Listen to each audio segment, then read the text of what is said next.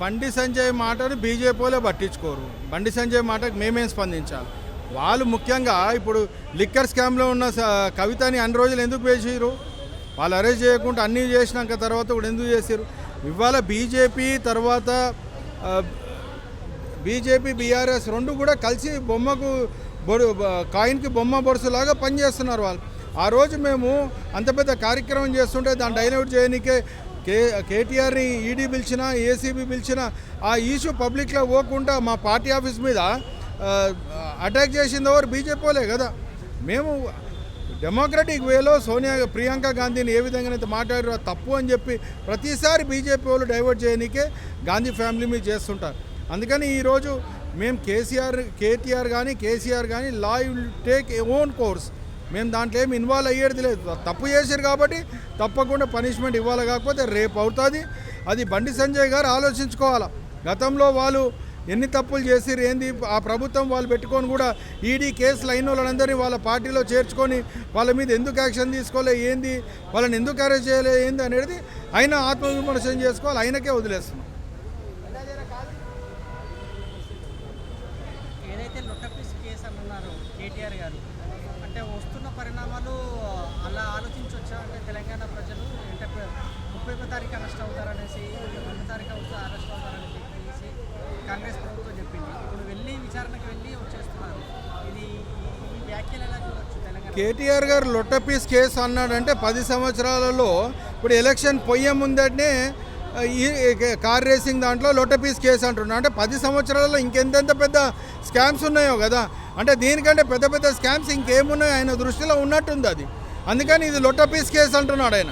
చట్టంలో ఏదైతే ఇప్పుడు ఆయన ప్రమాణం చేసి మంత్రి పదవి తీసుకున్నాడు. మంత్రి పదవి తీసుకున్నప్పుడు ఆయన ఏదో నేనే ఇచ్చేసిన అధికారులు చేయమన్నారంటే నీ కోడ్ వచ్చిన తర్వాత క్యాబినెట్ అప్రూవల్ లేకుండా ఒక ఆర్బీఐ పర్మిషన్ లేకుండా తీసుకున్నావంటే నువ్వు అసలు మంత్రి పదవికి పనికొస్తావా, ఒక ఎమ్మెల్యేగా పనికొస్తావా? దేనికి? ఇలా ప్రజాస్వామ్యంలో ఒక ఎమ్మెల్యే అంటే ప్రజలకు జవాబుదారీతనం ఉండాలి.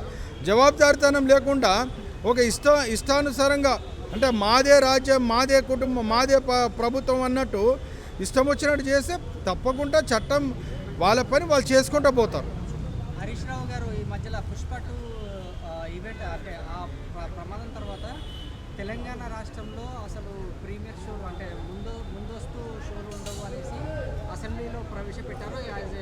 అసెంబ్లీ సాక్షి ఈ మధ్యలో రిలీజ్ అయిన గేమ్ చేంజర్ మూవీకి మళ్ళీ ఎలా పర్మిషన్ ఇచ్చారు సార్? క్లియర్గా ముఖ్యమంత్రి గారు ఒక మానవత్వం ఉన్నవాడిలాగా అసెంబ్లీలో మాట్లాడిండు.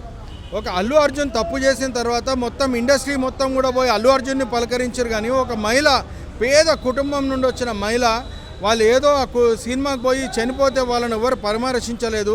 ఆ కుటుంబంలో చనిపోయిన ఆడామె అంటే ఆమె మనిషి కాదా అనే ఉద్దేశంతో మానవ దృక్పథంతో అసెంబ్లీలో మాట్లాడినాడు.